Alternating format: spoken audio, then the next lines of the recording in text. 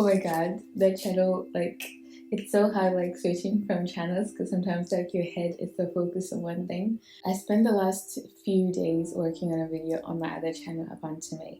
If you want to check it out, check it out. It was a whole project, so I think that is like still stuck in my head. But otherwise, on this channel, that's why I have two channels, because that channel can sometimes feel a bit intense for my sensitive soul sometimes, but I still love the subjects I talk about there. But this space for me is more chill, more about holistic wellness, self-care. I feel like this feels more of a safe space than my other channel, which still is like safe space-ish, but it's more like more from my maybe more radical self in that sense. But anyway, so I released a video there on the decentralizing of Black men and in women's issues, but also like putting Black women first and for them to put themselves first in their wellness and their well-being, and that's not always aligned with what is required from us on a racial like loyalty level. But anyway, it's like more of an in-depth exploration of the video I made here a few months or even years ago. So I was happy at least to be able to balance that out with the video I'm going to make here today, and that's about having some holistic and gentle challenges for the new year. I always feel like don't ever feel stopped by the fact that, oh, it's a new year, so this is the time you have to do all these things. I like within my own life to always be up for a challenge, up for a little reset, or a restoration kind of event that I can put in that helps me to reconnect to good habits or like weed out habits that might have accumulated in a moment where you feel like you're just surviving and not thriving. Anyway, so I thought this would be so cute, like for this year, to have a few challenges, a few things that are based on reset, on wellness and well-being, and also just creating better habits for yourself. Or even if you wanted to try something out but you're always postponing it, I was like, this could be a good way to do that. So I have a few here that I want to share with you, like from my own self. I wanted to limit them to 7, but these are like the ideas I have. I was like, don't overdo it, because I know myself. Sometimes I get so excited about something, like, I should have a challenge every month. Like, that's how it started out. But I was like, okay, I also know myself. I need to pace myself. So I have a list of possible challenges, and what could be fun would be at the end of, or like this time next year, to see how many of these things I have tried out, and you could also join in that little adventure in your own way. Okay, so I wanted to share them with you guys in case you guys also wanted to try some out, or you might even want to create your own list and explore different ways you can have a better relationship to certain parts in your life. So these were the ones that I feel like could be most interesting for me in my space and what I would like, right? Oh, I should add something else here actually. So the first one I wanted to do this year was the gluten-free January. This one has been a tricky one. My love for dough, my love for wheat. I love bread so much. Of all the things that I could imagine not enjoying in life, I was like, oh, bread is definitely not part of that. Like, I want bread to be a part of my life forever because I love bread. And I was like, for a while, it's been itching at me, like, because I noticed some stuff. Like, for example, I wouldn't say like I have any kind of strong sensitivity to it, but I did notice that sometimes when I eat a lot of bread, my anxiety would also feel off, and then I'd be like, nah, really? Like, because I always thought that like any gluten intolerance was like if you will get really sick, if you have like stomach issues and flares and what have you. But then I was like curious about them, like, I'm seeing this correlation, let me check it out. Like, and I read about people who were actually researching this area about how bread can sometimes, in some people, the sensitivity to gluten is manifested with, for example, anxiety, you know. And I was like, what? And then that just opened this whole space of like trying to research more about the wheat belly. And there was even this talk I found that talks about how actually a lot of people are not tolerant to gluten, but we still eat it anyway. But gluten and the inflammation it causes in our body is behind a lot of issues that a lot of people experience from an autoimmune system level. Guys, I can't talk about it because I'm not that into it where I can feel like, okay, I could actually make a proper video about it. But just to say, I read enough things and I saw enough things where I'm like, okay, let's give it a try and see how we feel. And I needed all that information to make me feel like, okay, let me give it a try. And so the idea was to like get off gluten for 30 days and see how I felt. But I would say that, what would I say? I would say that in the beginning I had 2 times, which actually are the same kind of space. In the first month, my sister's birthday, I had gluten because I had cake. But I was allowing that. I'm not too anal about it, but it was more like much less than I eat in a week. in a week even, or let alone 30 days. So that was okay. And then there were like some things like some porridge or some other things where you're like, what, this has gluten, what, this is candy I really like. And then I was eating it, and then I saw on the ingredients that it includes gluten. It's like a licorice stick, and I was like, what? Why would you need to put gluten in this? So I've been reading labels again. It reminded me like when I started becoming a vegan and I had to read so many labels, so that's how it felt. I feel like also because I am a vegan, there's also been a feeling from my side to like, oh, I don't want to be even more difficult like when I visit people, even though I don't mind bringing my own food. Like I never want people to stress about what I'm gonna eat. Just let me know. Like I hate it more when people are like, yeah, come, we'll have something there for you. And then they have like a salad, like, that's your food. I'm like, rather you tell me you don't know what you're gonna cook, and then I will be like, don't worry about it. I don't want to stress you out. I got this. I'm gonna make something that I can bring instead. After the first 30 days, I was like, oh, I'm really ready to be done. I miss my bread with some, what do you call it, with some butter on it. And then I was like, reading more about people and their experiences, and a lot of them were saying you only really see a lot of the differences after you hit the first 2 months off. And I was like, oh, okay, let's push it another 2 months. So I'm gonna do 2 months and see how I feel. And within that time, there was another birthday where I also had cake, and that felt really bad. Like I could feel my stomach was really off, but I don't know if it was the way the cake was made. And also this was my sister's re-birthday. So for 2 times out of the days so far, I've had gluten. So far, some of the things I can say that I've noticed are like from the first few days, I did notice that there was a sense of mental clarity. And I was like, is this like just something my brain is making up? But then I read like that's how some people feel. Like after a few days or weeks without gluten, you do have less of a foggy brain. I also feel like, this is wild, but like I feel like my speaking pattern has also improved so far. I don't know if it's other things, but I feel a bit more sharper. So that could be that as well, but I'm not sure yet. I'm gonna wait for the whole 2 months to be really proper. These are the things I noticed. But so far I like that. And also I feel like maybe bloating I had before and had normalized is no longer there as much, which was really interesting because like I said, I don't feel like I'm allergic to gluten. But I did notice that I'm like, oh my goodness, like there is a certain amount of bloating that I was used to here and there, even around my period, even around my PMS time, that I don't have as much anymore. So maybe that was good, who knows?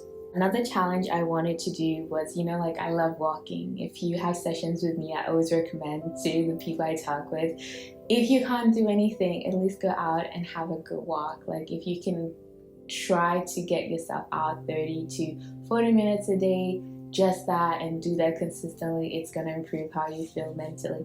But with the shitty ass weather we've had in the north, I really struggled. I think walking a lot is so easy when you live in a place where the weather is at the very least horrible. Like you don't have to carry a lot of things with you if you're going outside, or the whole ritual of dressing up to face the weather can be very overwhelming. But the next one I have is like a 5 or to 10K everyday kind of challenge. So I feel like that is something that I would like to see and place in some part of the year. But even better than that, because I have an app I really love, like it's the app that also made me fall in love with walking even more. It's called Pedometer Step Counter, right? I really like it. And I have reached a lot of levels and achievement on the app. But there is one level I haven't reached, which is like walking 40K in one day. This year, with the travel I plan on doing, I hope that there'll be space to do a hike that is like 40K. Like that's a challenge that I'm including in those like 5 to 10K kind of month. But also, if I can just do like a 40K hike, I think I'll be really impressed. Specifically, I think when the weather's a bit better, that would be a great challenge to have. So the next one is a free social media month. Again, 30 days without social media. I do sometimes post for social media on my other platforms. Just having 30 days where I'm like, besides what I'm posting, I'm not consuming anything. And that for me would also have to include YouTube, because I don't feel like I'm as big of a scroller anymore as I used to be. And I think I did a little challenge with myself where I would be like, okay, we do social media after our work day, so my own work day, right? And that really helped. So when I woke up, I didn't do any social media until I was done with everything I needed to do for the day. Then I would like scroll a bit. And that helped to reset my mind. Sometimes your brain just needs boundaries, like when are we doing this, so that you can just automatically refer to that boundary, like, oh, we don't do that because we're not done with our work today yet, right? So I would like to have a month where I just don't do any, not even after work, like just be off it, a whole month. And not even YouTube, and not even podcast, like just nobody's other opinion, experience, fun takes, none of that, just me, my brain, and self. So another one I thought could be fun would be like a no spend month, except for the things you need like food, or toilet paper, but like no other spend month where you are consciously aware that you're not buying anything you don't need, right? That could be a cute one as well. Because sometimes, like, even though I'm not a big consumer of things, I do like a good thrift find here and there, and I think also a little bit of a knick-knack kind of person. Like, I'm just gonna get this little thing or that little thing, but I think those things add up. But to just have a way of looking at the way you spend money and the way you buy stuff, to have like, okay, I'm gonna have 30 days where I'm not consuming anything that I don't need, like money-wise, not spending money on things I don't need for that month. That could be fun. Another mini challenge I thought could be fun is like a declutter, but a holistic declutter. One thing specifically that I've been postponing forever is like a digital declutter. Like, I feel like my emails, I'm constantly deleting stuff, but I'm always on the verge of your space is full. And then I'll go like delete some stuff and then come back, but it's more like out of necessity. I want to like really dedicate some time to declutter my digital space, and that includes files, like to like put them in proper folders, name them, date, whatever, like a proper cleanse of my digital space. I think that could be interesting. I also want to sort out some stuff I have in my mom's basement, because like when you move a lot and you're always leaving pieces of things here and there. I think that's also part of like decluttering that I would like to be more intentional with. We did a bit of it like a year ago. I feel like, well, as a whole family, we all went in my mom's basement and be like, what do you actually need? Do you still need this report? Do you still need these journals?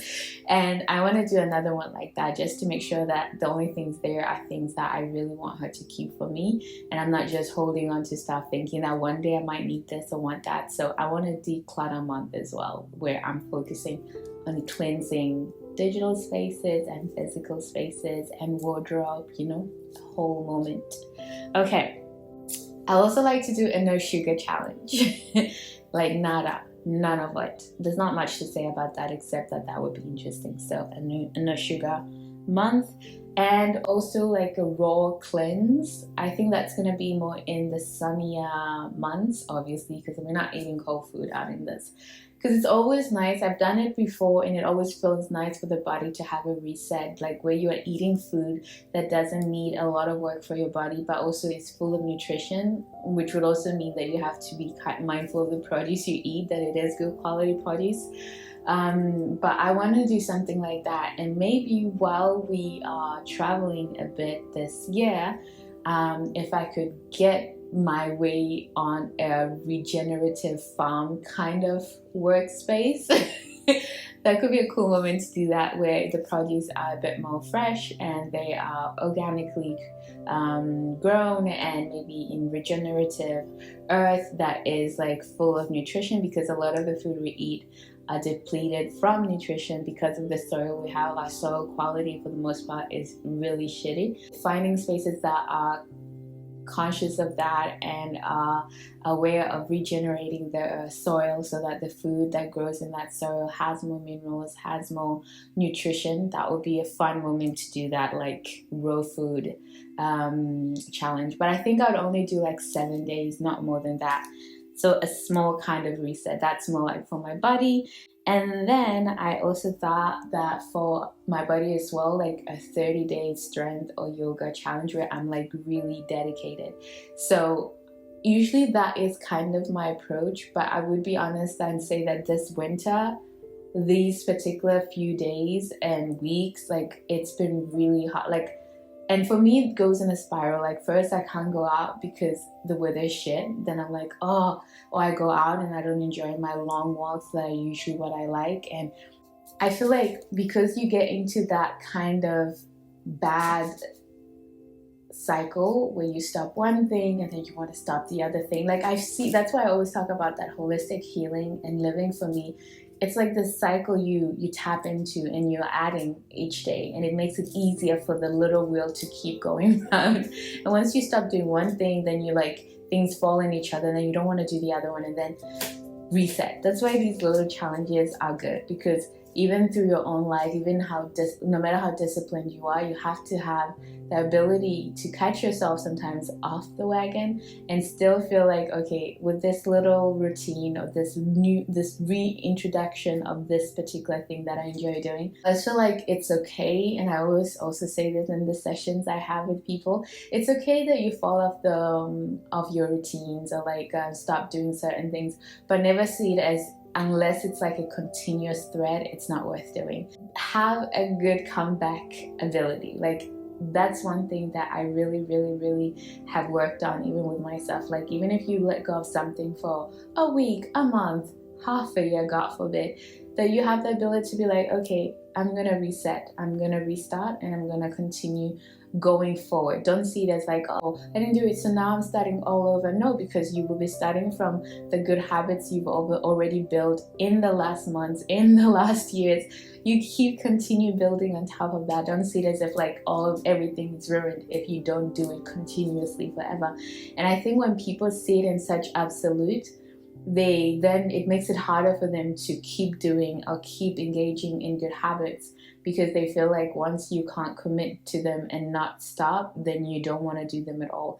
But having gentle, doable challenges or doable routines for yourself that take care of you as a holistic being is the best way to guarantee that you have like a sense of sustainability in keeping on with those routines. So I feel like I really need that, like a 30-day challenge, which I don't feel like will be hard, but just something that, because of everything that's happened, the winter holiday, and at some point I was also taking care of my sister. So there's a lot of things that have like jerked me out of my routine, so to say.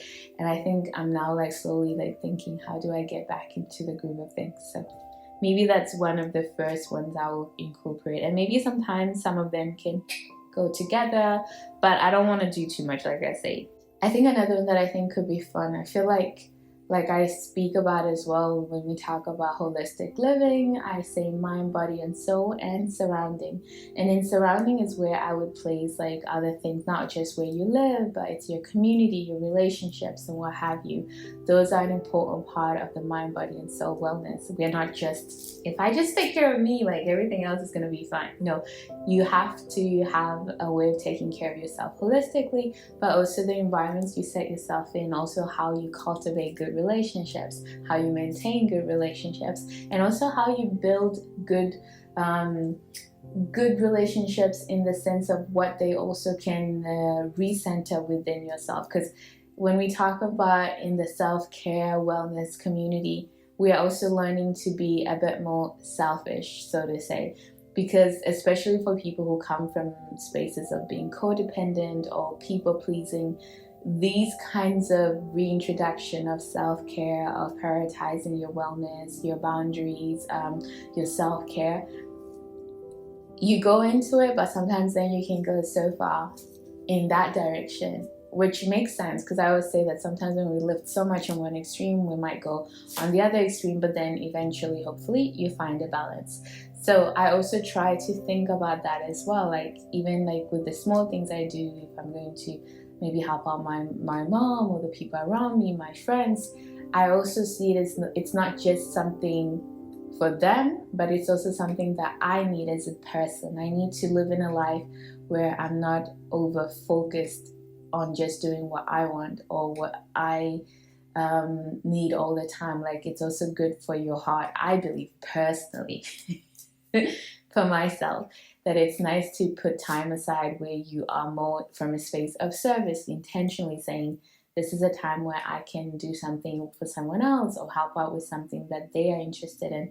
And it's not that you're not that kind of person naturally or often, but I think just like we know that it's important for us to care for ourselves and be present with ourselves and make boundaries, and sometimes we can't please everybody because we need to, be there for ourselves. I think just as we are intentionally aware of that, it's also good to have intention towards how can I have a time or moment of service for other people, for other causes.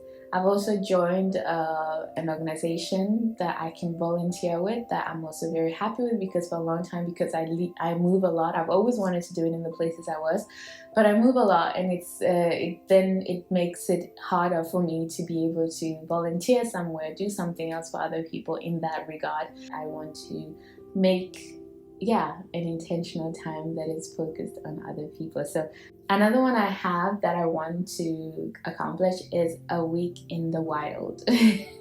And that is just, again, in the space of surrounding. I think I really, really would need that.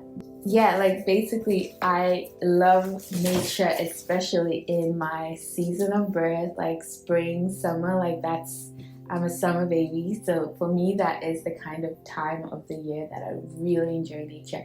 So while during that time or a part of that time, I would really love to be engulfed in nature for a week, like camping or something like that, just in the wild. I had a bit of a taste of it here and there, but I would like to have a week where I'm just intentionally going to be in nature and be here and be present here with just nature, in a big space. So I don't know how exactly that's going to be, but that's another challenge or experience I would like to add.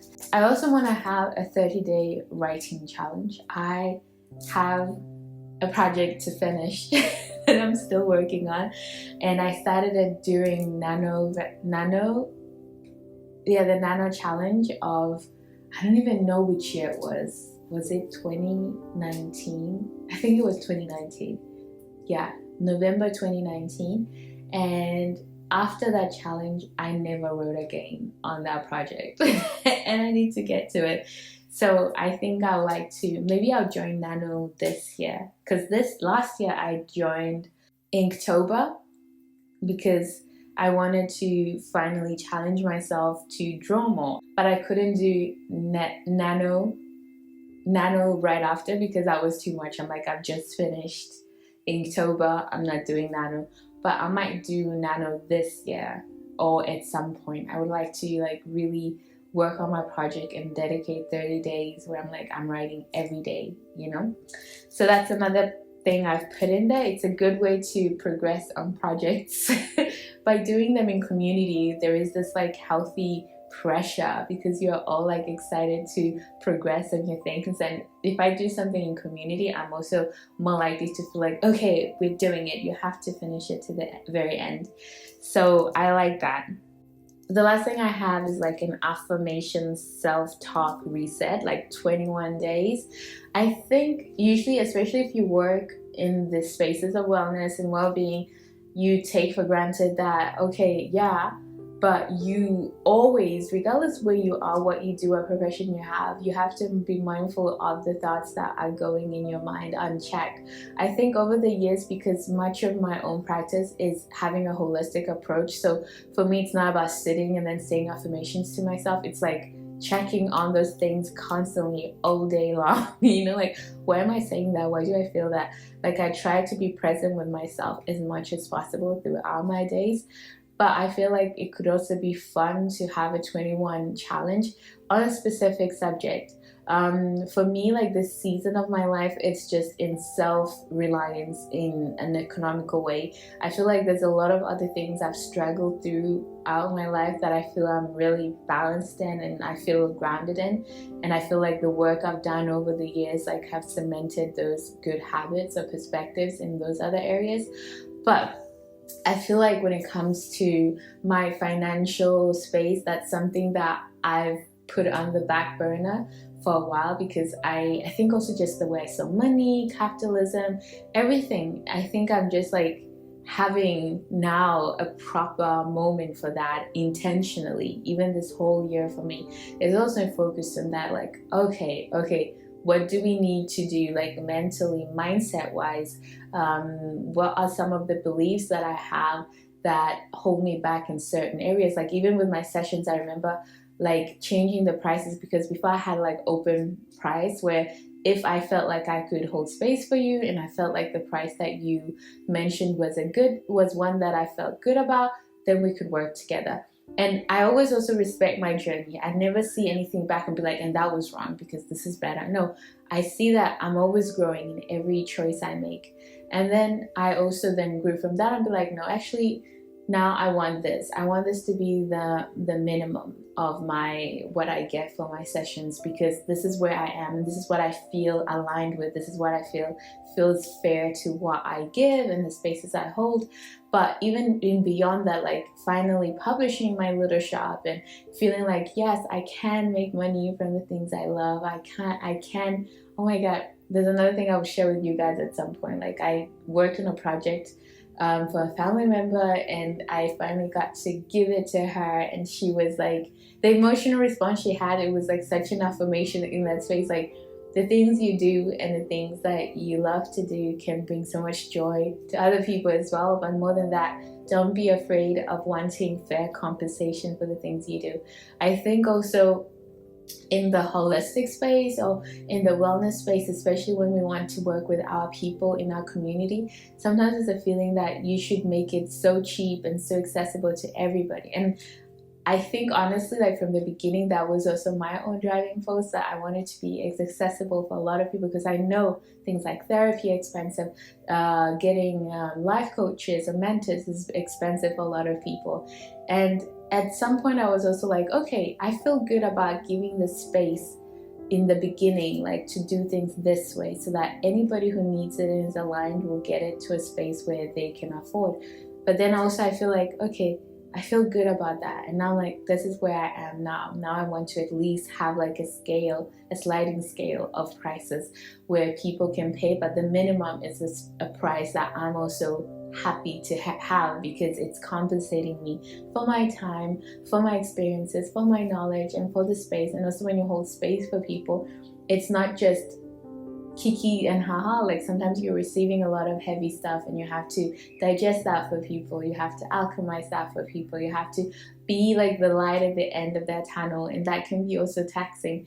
So I've been learning a lot more to feel confident about what I feel about being compensated for the things I do and how to price them. I think just as women in general, and as Black women in general, Black people in general, when I see like people who do similar things to me but of another race and another gender and what they feel confident charging for the things they do, you can sense that, oh wow, we live in different worlds. Even though that you might be like doing this exact same thing and you have the same qualifications and the same experiences, what have you. And I was like, okay, that's interesting. So that's like a focus of mine, like even before this year, that I'm like really trying to be mindful of, like what is my feeling of money and my self-worth when it comes to money. And I'm documenting it and writing about it and writing about the little challenges, because I feel like with the other stuff I overcame, I don't have as a clear trail to follow in that sense, like the way I can do for this particular thing. Because like when I was working on my eating disorder, when I was working on the way I saw my body, when I was working on my mental health, when I was working in the way I see relationships and getting rid of codependency and being better at boundaries, all of those things, like just slowly, like I shared here and there, and I think I did a lot of journaling, but most of it was just internal work, showing up and doing that. But with this one specifically, because I know it's something that we all struggle with, I'm trying to be like more mindful of like, how do I actually show up for this particular thing? Like, what are the things that are coming up? What are the challenges that are coming up? What are the mind blocks that are coming up? What did I learn about money? Because even in my session, that's like an area don't come to me about, because girl, I'm also trying. I'm also learning. I can help you with so many other things, but money is something that it's only now that I'm like, okay, everything else that was burning fires around me has calmed down. I need to face this. I need to work on this. So I would like a challenge on that when I talk about affirmations and self-talk on that specific subject, like noticing how I see money, the spending of it, acquiring it. I already know, like, I don't relate to the idea that you have to suffer to make a living, but I also am trying to then feel that certainty when I say that I can make money, and I am already making money on things I love and value, but I can make money enough that sustains me, the same as the jobs I can have, you know? I feel like that's where I am now. I think I've been happy, like just the fact that, oh, I can buy my groceries, I can do other stuff with the money I have, like I can sustain myself, I can pay some bills with that. But I feel like the next level is just feeling like you can expect more and you can be worthy of more than just that. So basically, like, those are the small challenges I have. Tell me if you have gone on a challenge for the year. I don't know if you maybe have one proper challenge for the whole year. And again, no stress zone. Like, this is not like, I don't feel like it has to be a pressure kind of experience. That's why I have a list and I see how many of them I can do throughout the year. It's not that I have to complete the list, but already I've done like one, and I think I'm going to slowly place each month, be like, check in, where are we, which one could be fun to take up this month, and then take it from there. And I think that maybe sharing them with you, if you also feel inspired, if you have others that you are thinking of doing, already doing, or would like to do, don't hesitate to share those ones as well.